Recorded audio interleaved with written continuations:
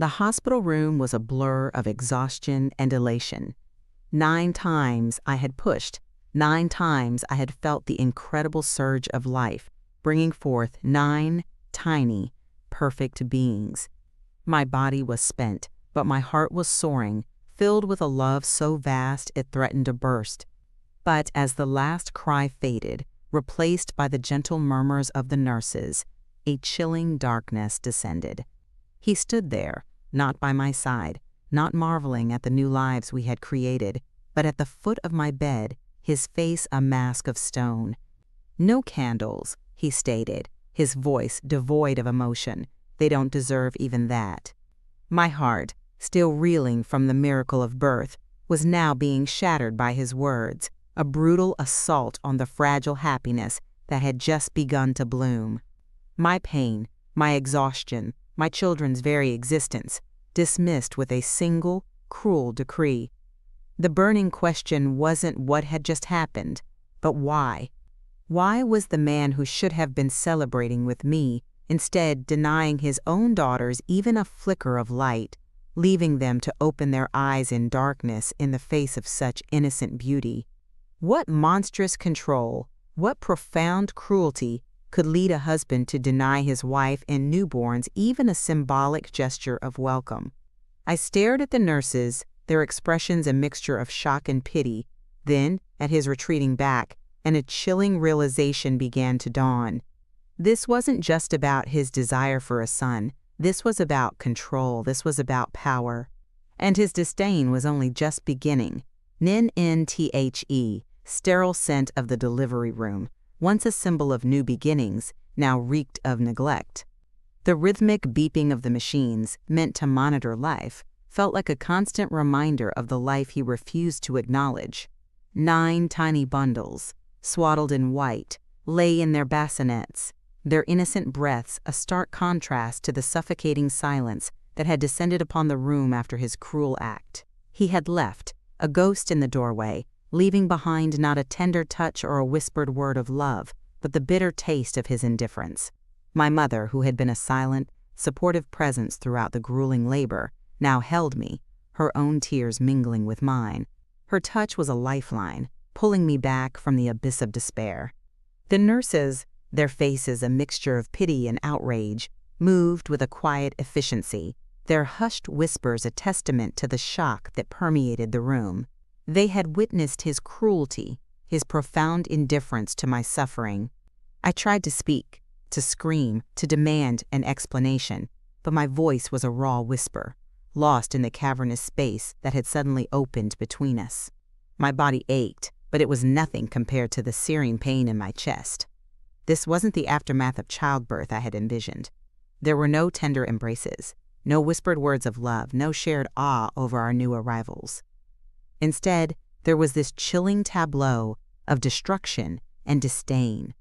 I looked at my children, their tiny faces serene in sleep, oblivious to the storm that raged around them. How could he look at them, at these innocent beings, and feel such hatred? Was it because they were girls? Was that the unforgivable sin? The thought was a venomous sting, poisoning the last vestiges of my hope. I had always believed in him, in us, in the future we were building. But in that moment, surrounded by the wreckage of his rage, I saw a stranger. A cruel, unfeeling stranger who had just ripped apart not just baby clothes, but the very fabric of our shared dream. The betrayal was absolute, a wound that would fester long after my physical scars healed. I closed my eyes, wishing I could unsee, unhear, unfeel. But the image of his tearing hands, the sound of ripping cloth, and the cold, hard truth of his contempt were seared into my memory, a permanent brand of his cruelty. This was not the man I married. This was a monster, and I was trapped in his lair with 8 helpless angels depending on me. Returning home was not the homecoming I had dreamed of. The house, once filled with the promise of new life, now felt hollow, echoing with the unspoken absence of a father's embrace. He moved through the rooms like a ghost, his presence a chilling reminder of the chasm that had opened between us. The nursery, once a sanctuary of anticipation, now felt like a mausoleum, its emptiness a stark contrast to the vibrant life it was meant to hold. He never entered the room, never lingered at the doorway, never acknowledged the tiny lives that now filled our home. It was as if the nursery and the precious cargo within it were invisible to him, a burden he refused to acknowledge. I would spend hours there, rocking my daughters, singing lullabies, my voice a desperate attempt to fill the void, left by his silence. Each feeding, each diaper change, each moment of tender care was a solitary act, a stark contrast to the shared joy I had envisioned. My mother, bless her unwavering spirit, tried to bridge the gap. She would gently place a baby in his arms, her eyes pleading, her voice soft with encouragement. But he would stiffen, his muscles rigid, his gaze fixed on some distant point beyond the child's innocent face. He would hold them for a fleeting moment, his touch hesitant, almost repulsed, before handing them back to me, his relief palpable. It was a ritual of rejection, played out again and again, each instance a fresh wound to my already bruised heart. The empty cradle of his affection was a constant ache, a reminder of the love that was withheld, the connection that was denied. I watched my daughters, their tiny hands reaching out, their eyes searching for a warmth that never came from him.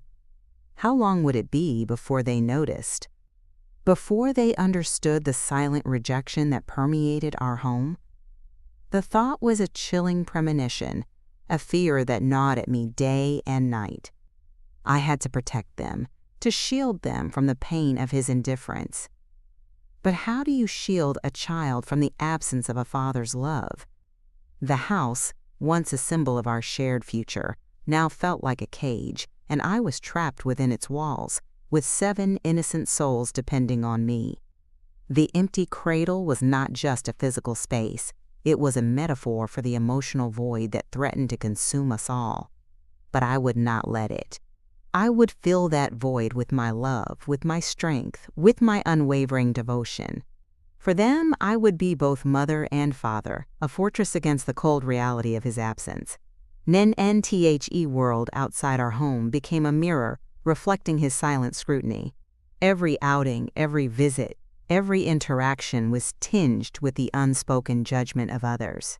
Neighbors would offer sympathetic glances, their eyes lingering on my 7 daughters, then subtly shifting to him, a silent question hanging in the air. Friends would offer well-meaning advice, their words carefully chosen, avoiding any direct mention of his coldness, yet their concern was palpable.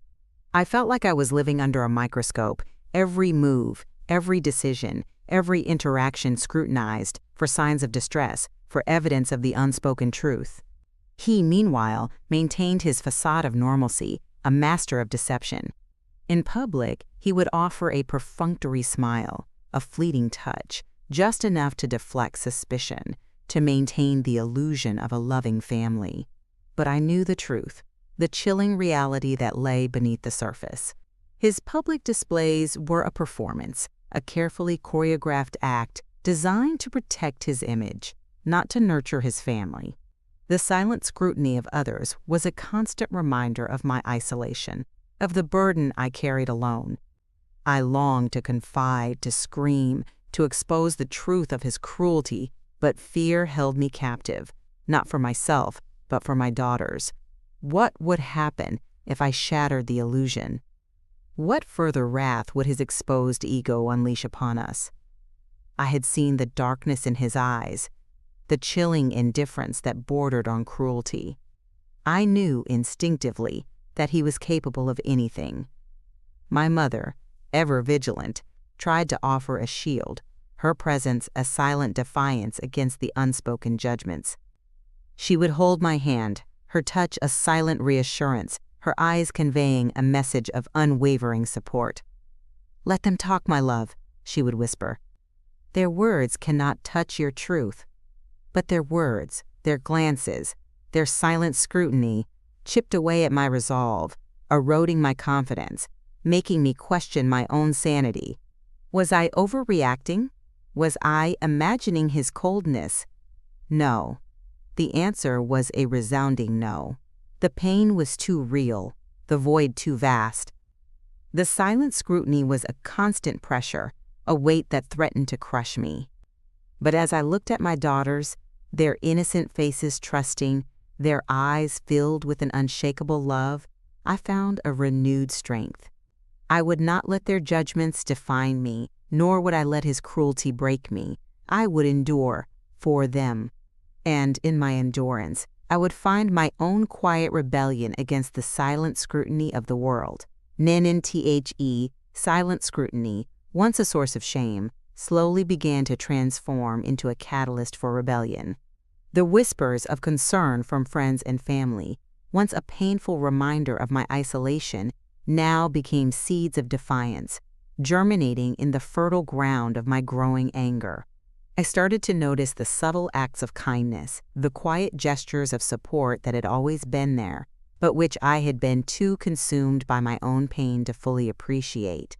A neighbor offering to babysit, a friend bringing over a home-cooked meal, a relative sending a thoughtful gift for the girls. Each act was a small affirmation, a reminder that I was not alone, that there were people who saw my struggle and cared. My mother, ever the strategist, began to subtly plant ideas, to gently push me towards action. She spoke of my rights, of the girls' rights, of the injustice of his behavior. She introduced me to stories of other women who had overcome similar struggles, their resilience, a beacon of hope in my own darkness. I started to read, to research, to educate myself about legal options, about support networks, about ways to reclaim my life. The fear was still there, a constant companion, but it was now tempered by a growing sense of empowerment. I began to see the cracks in his carefully constructed facade, the subtle signs of his insecurity, his fear of exposure. He thrived on control, on my silence, on my fear. But with each seed of rebellion that took root within me, his grip began to loosen, his power to wane. I started to speak up, subtly at first, then with increasing confidence.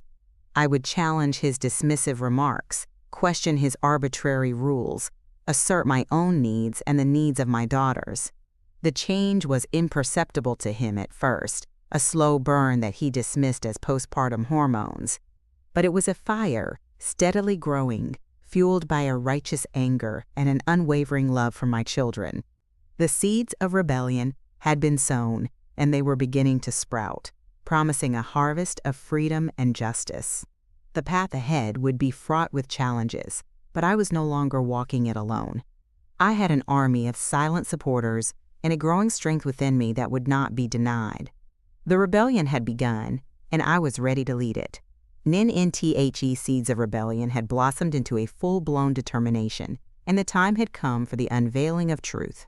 The carefully constructed facade he had maintained for so long was about to crumble, exposed by the relentless light of reality. I had meticulously documented everything, every cruel word, every dismissive glance, every act of neglect. My mother, my unwavering ally, had helped me gather evidence, compiling a dossier of his indifference that was both heartbreaking and damning. We had consulted with lawyers, their faces grim as they absorbed the details of my living nightmare. They assured me that justice, though often slow, would prevail. The fear was still a cold knot in my stomach, but it was now overshadowed by a fierce resolve. This wasn't just about me, it was about my daughters, their right to a life free from the shadow of his rejection.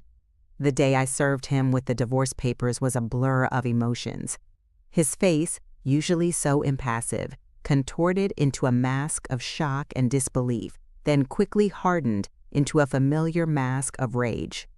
He tried to intimidate me, to threaten me, to remind me of his power. But I no longer cowered. I met his gaze, my own eyes reflecting a newfound strength, a quiet defiance that surprised even myself. The battle lines were drawn. He was the oppressor, and I, with my 7 innocent daughters, was the warrior. The legal proceedings began, a grueling process of depositions, hearings, and endless paperwork. He tried to discredit me, to paint me as an unstable, vengeful woman. He brought up old arguments, twisted my words, tried to undermine my credibility, but I held firm, my truth unwavering, my resolve unyielding. Each painful memory I recounted, each piece of evidence presented, was a step closer to freedom, a step closer to a new beginning for my daughters and me. The unveiling of truth was not just about exposing his cruelty. It was about reclaiming my voice, my dignity, my right to a life filled with love and respect. The storm was raging, but I was no longer a helpless victim. I was a force to be reckoned with, armed with the truth and an unwavering love for my children. And I knew, with every fiber of my being, that I would emerge from this stronger, more resilient, and ultimately free. NNTHE courtroom, a sterile arena of legal battles, became the stage for the verdict of the heart. He sat across from me, his face a carefully constructed mask of injured innocence, his eyes darting around, seeking validation, sympathy. But the truth, once unveiled, cast a long shadow over his carefully crafted lies. My lawyer, a beacon of unwavering resolve, presented our case with a quiet power that resonated through the room. She laid bare his chilling indifference, his profound rejection of his own daughters, his systematic emotional abuse. The testimony of my mother, my friends, and even some of his own relatives painted a damning picture of a man devoid of empathy, consumed by his own selfish desires. I testified, my voice clear and steady, recounting the painful details of his refusal to acknowledge his children, his refusal to carry them, his refusal to love them. I spoke of the silent suffering, the unseen burden, the empty cradle of his affection. My words were not filled with anger, but with a quiet sorrow, a profound disappointment that resonated with the judge, a woman whose eyes held a deep understanding. His lawyer, a slick, condescending man, tried to discredit me, to paint me as a bitter, vengeful woman. He twisted my words, questioned my motives, tried to undermine my credibility. But I held firm, my gaze unwavering, my truth undeniable. The judge listened intently, her expression unreadable, but I could feel the weight of her consideration, the gravity of her decision. The hours dragged on, each moment a test of endurance, a battle of wills. But through it all, I held onto the image of my daughters, their faces a constant reminder of what I was fighting for. The verdict, when it finally came, was not just a legal pronouncement, it was a verdict of the heart. He was found guilty, not just in the eyes of the law, but in the eyes of humanity. His lies were shattered, his cruelty exposed, his indifference laid bare for all to see. The reckoning was complete, and for the first time in a long time, I could breathe freely. The suffocating weight lifted from my chest. The battle was won, but the war for healing had just begun. And I knew with a certainty that transcended all doubt that my daughters and I would emerge from this stronger, more resilient, and ultimately free. NNTHE courtroom doors closed behind me, and the sunlight, once a distant memory, now felt like a warm embrace. The verdict had been delivered, a resounding affirmation of justice, a declaration of my freedom. He was gone from my life, his shadow banished, his power over me shattered. The relief was immense, a physical lightness that made me feel as if I could float. But it wasn't just relief, it was a profound sense of peace, a quiet joy that settled deep within my soul.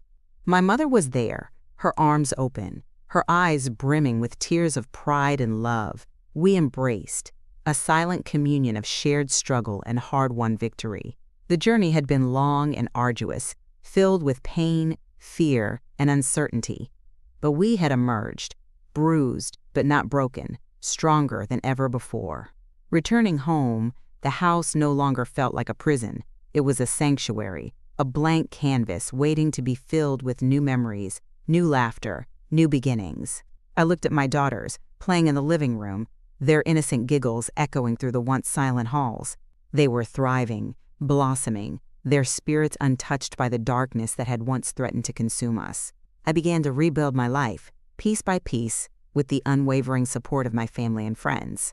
I found a new job, enrolled in classes, and started to rediscover the woman I had been before the storm. The scars remained, a testament to the battles I had fought, but they no longer defined me. They were a reminder of my strength, my resilience, my capacity for survival. And as I watched my daughters grow, their personalities blooming, their futures stretching bright before them, I knew that every struggle, every tear, every moment of fear had been worth it. Justice had found its way, not just in the courtroom, but in the quiet triumph of our everyday lives. We were free, we were safe, and we were loved. The embrace of a new dawn had arrived, and it was more beautiful than I could have ever imagined. My story was not one of victimhood, but of victory, a testament to the enduring power of love, resilience, and the unwavering pursuit of justice. And as I held my daughters close, I knew that our future, unburdened by the past, was finally ours to write. Not